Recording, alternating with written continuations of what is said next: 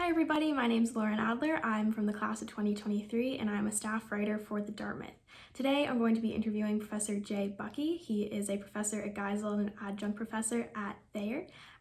So Professor Buckey, thank you so much for being here today. Could you just give us a short introduction and tell us about yourself? Thanks for having me on. Yes, I'm Jay Buckey. I'm a professor of medicine at the Geisel School of Medicine here at Dartmouth, and I run the Space Medicine Innovations Lab over at the medical school. Well, thank you so much again for being here. So we're here today to talk about your Dartmouth PATH program, which, as I understand, you developed based on your experience as an astronaut before you came to Dartmouth. So can you tell us a little bit about what that is? Yeah, just a couple things. It wasn't just me who developed it. So we've had many people involved, so it wasn't solely my effort.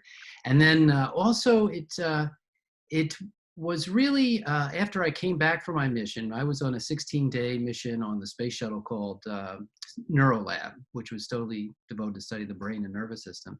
But then after that, I came back to Dartmouth and became very interested in working on the barriers to long duration spaceflight. And one of those barriers is the psychological challenges of living with a small group of people in a small environment for a long period of time.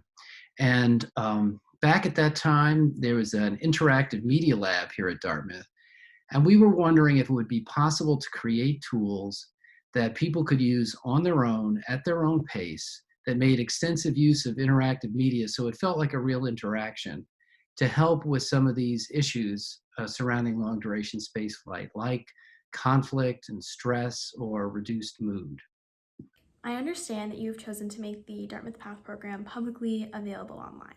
So what impact do you hope that it will have on those who are currently self-isolating? Yeah, so I just want to say the Dartmouth PATH program has been online, but we wanted to make people more aware of it because it seemed to be relevant for the times. And yeah, so how people would use it is it's meant, as I said, to give people a self-directed tool that they can use on their own at their own pace to work through maybe conflict they may be having with another person or stress that they're feeling, or to work on their reduced mood. And it's meant to give people, uh, you know, an opportunity to think about different ways to think about the problems they're facing, think about things that they have some control over that they can actually manage, and then put together an action plan for what they're going to do. What are some of the most common problems that people who are isolated generally face, and how does the Dartmouth PATH program address those problems? Yeah. So let's start with interpersonal conflict, right? So the thing is that if you're with a small group of people for a long period of time, inevitably some conflicts are going to come up.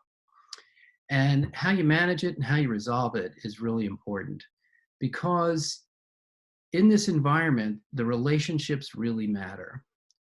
You are with a group of people who you depend upon for your life, really.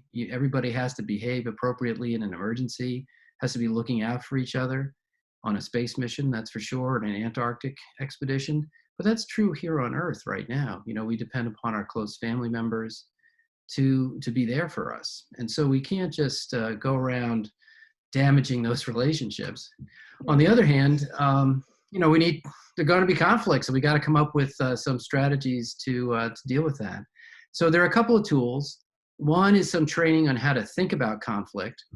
You know, very often we'll say something and people respond in an unexpected way. They'll respond maybe really emotionally, and we don't know why that was because we didn't think that what we said was all that big a deal.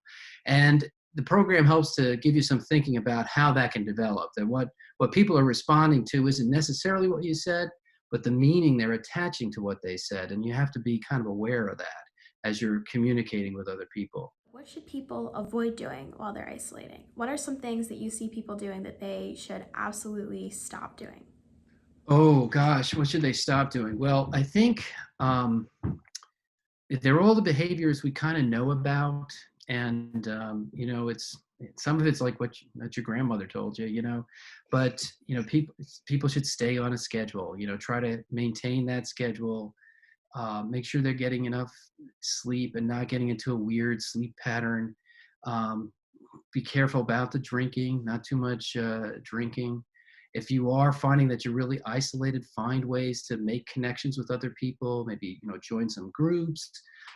There are a lot of those things going on now with Zoom and so forth. So it is possible to have these interactions, even though they might not be face to face.